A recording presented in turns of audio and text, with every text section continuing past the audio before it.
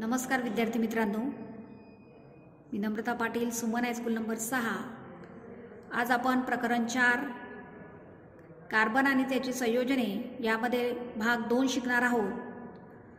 यामध्ये संयोजकता इलेक्ट्रॉनच्या भागीदारीने रचले गेलेल्या काही सामान्य अणूंचा आपण आता अभ्यास करूया।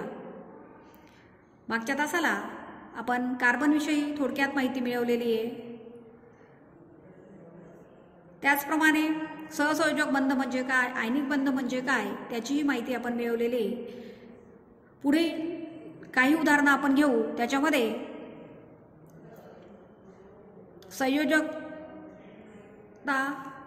इलेक्ट्रॉन किंवा सहसंयोजक बंध कशा प्रकारे निर्माण होतो ते आपण पाहू। संयोजकता इलेक्ट्रॉन भागीदारीने रचले गेलेल्या काही सामान्य अणूचा आपण आता अभ्यास करूया।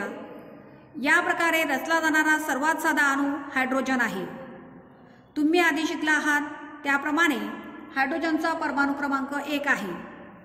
म्हणून हायड्रोजन त्याच्या K कक्षामध्ये 1 इलेक्ट्रॉन असतो आणि K कक्षेला भरण्यासाठी त्याला आणखी एका इलेक्ट्रॉनची आवश्यकता असते।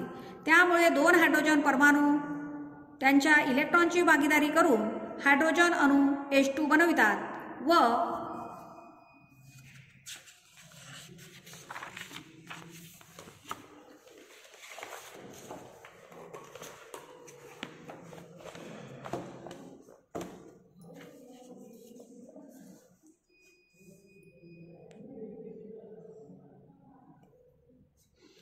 परिणामी हायड्रोजनचा प्रत्येक परमाणु त्याच्या जवळच्या निष्क्रिय वायू हिलियम सारखी इलेक्ट्रॉन रचना प्राप्त करतात। जसे की त्याच्या K कक्षेमध्ये 2 इलेक्ट्रॉन असतात आणि त्याचे निरूपण टिपका किंवा फुलीच्या साहाय्याने संयोजकता इलेक्ट्रॉन दर्शवू शकतो।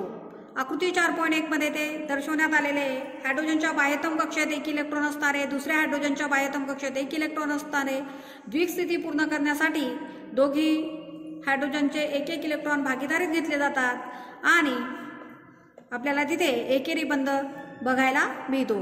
भागीदारी केलेल्या इलेक्ट्रॉनची जोडी 2 हायड्रोजन परमाणूमध्ये एकेरी बंधाची रचना करतात। एकेरी बंधाला आकृती 4.2 मध्ये दर्शवण्यात आलेले आहे। आकृती 4.2 मध्ये दर्शवल्याप्रमाणे हायड्रोजन सिंगल बॉन्ड हायड्रोजन आकृती 4.2 मध्ये दर्शवल्याप्रमाणे 2 परमाणूंमध्ये रेषा किंवा लाईन काढून आपण ते दर्शवू शकतो। त्याचप्रमाणे आपण दुसरं उदाहरण घेऊ, क्लोरीन। क्लोरीनचा परमाणुीय क्रमांक आहे 17।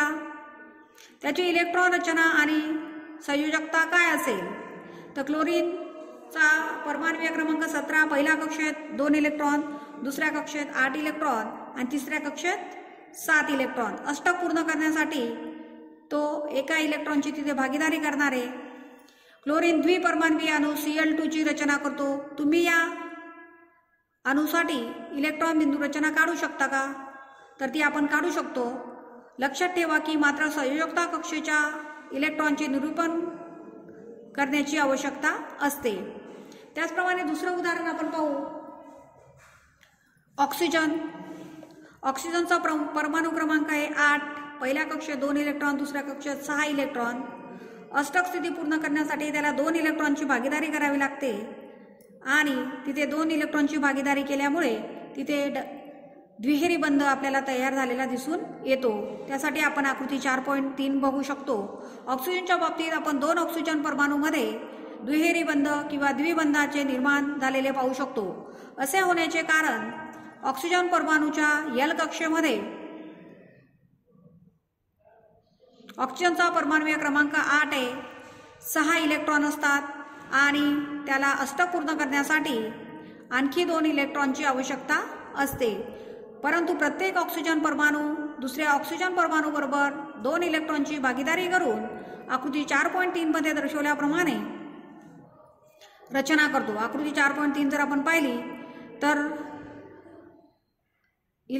ऑक्सिजनच्या बाह्यतम कक्षेत असलेल्या 6 इलेक्ट्रॉन मधले 2 इलेक्ट्रॉन तो घेतो आणि इकडच्या दुसऱ्या ऑक्सिजनमधील बाह्यतम कक्षातल्या 6 इलेक्ट्रॉनपैकी तो 2 इलेक्ट्रॉन घेतो आणि 2-2 ची तिथे भागीदारी होते। म्हणून इथे ऑक्सिजन ऑक्सिजन डबल बॉन्ड किंवा ऑक्सिजन ऑक्सिजन दुहेरी बंध तिथे तयार झालेला आपल्याला दिसून येतो। आकृती 4.3 मध्ये ते दर्शवण्यात आलेले आहे। प्रत्येक ऑक्सिजन परमाणूद्वारा दान केलेले 2 इलेक्ट्रॉनची भागीदारी करून 2 जोड्यांची रचना करतात, त्याला 2 परमाणूमध्ये द्विबंधाची रचना झाली असे म्हणतात। तुम्ही एक ऑक्सिजन परमाणू आणि 2 हायड्रोजन परमाणूमधील बंधाने तयार होणाऱ्या पाण्याच्या अणूचे निरूपण करू शकता का? तर आपण ते निरूपण करू शकतो। या अणूमध्ये एकेरी बंध असेल की द्विबंध, तर त्याच्यामध्ये एकविरी बंध तयार झालेला आपल्याला दिसून येतो। त्याचप्रमाणे तिसरं उदाहरण नायट्रोजनचं। आपल्याला माहिती नायट्रोजनचा परमाणुीय क्रमांक आहे 7, पहिल्या कक्षेत 2 इलेक्ट्रॉन, दुसऱ्या कक्षेत 5 इलेक्ट्रॉन। अष्टक रचना पूर्ण करण्यासाठी त्याला 3 इलेक्ट्रॉनची भागीदारी करावी लागते आणि म्हणून 5 मधून नायट्रोजनमधील पहिल्या नायट्रोजनमधील बाह्यतम कक्षेत असलेल्या 5 पैकी तो 3 भागीदारीत घेतो आणि दुसऱ्यामधील सुद्धा तो 3 भागीदारीत घेतो आणि त्याच्यामुळे 3 आणि 3 6 7 8 अशी बाह्यतम कक्षेत 8 इलेक्ट्रॉन तिथे तयार झालेले आपल्याला दिसून येतात। ते आपण आकृती 4.4 मध्ये पाहू शकतो। नायट्रोजनच्या बाह्यतम कक्षेत 6 इलेक्ट्रॉन 1 2 3 4 नायट्रोजनच्या बाह्यतम कक्षेत 5 इलेक्ट्रॉन 1 2 3 4 5, त्याचा परमाणुीय क्रमांक आहे 7, पहिल्या कक्षेत 2, दुसऱ्या कक्षेत 5। त्याचप्रमाणे दुसऱ्या नायट्रोजनच्या सुद्धा बाह्यतम कक्षेत 1 2 3 4 5 इलेक्ट्रॉन येते।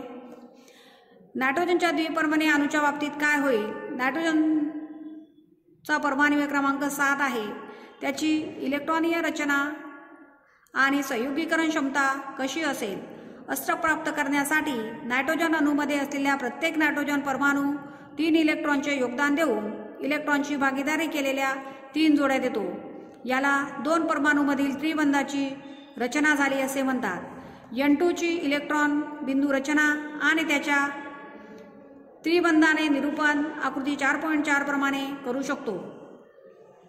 अमोनिया अणूचे सूत्र NH3 आहे। तुम्ही या अणूसाठी सर्व 4ही परमाणू कशा रीतीने निष्क्रिय वायूची स्थिती प्राप्त करतात ते दर्शवून त्याची रचना काढू शकता का? अणूमध्ये एकेरी बंध असेल, द्विबंध असेल की त्रिबंध असेल? चला आता आपण मिथेनकडे एक नजर टाकूया, जो कार्बनचे संयोजन आहे। मिथेनचा इंधन म्हणून खूप मोठ्या प्रमाणात उपयोग होतो। तसेच तो बायोगॅस आणि कॉम्प्रेस्ड नॅचरल गॅस CNGचा एक मुख्य घटक आहे। तो कार्बनने बनणाऱ्या सर्वात सामान्य संयोजनामधून एक आहे। मिथेनचं सूत्र CH4, याच्यामध्ये 1 कार्बन असतो आणि 4 हायड्रोजनचे अणू असतात।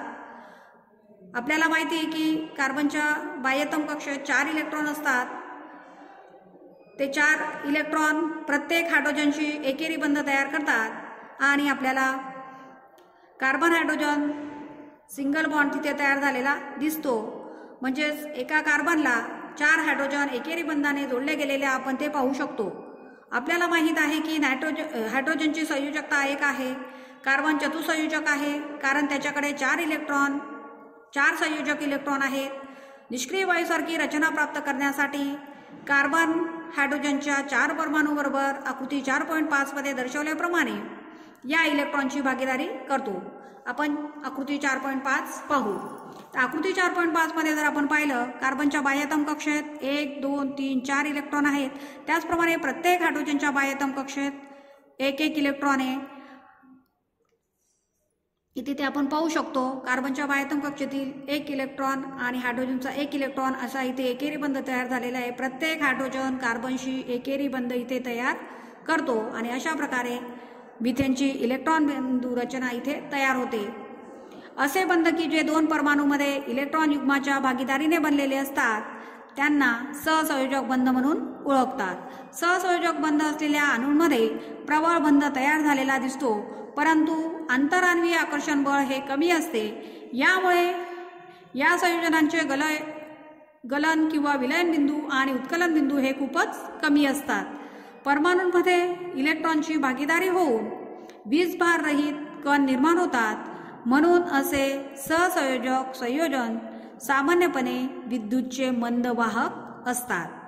यानंतर आपण पुढच्या तासाला कार्बनचा अष्टपैलू स्वभाव याविषयी माहिती मिळवू। धन्यवाद।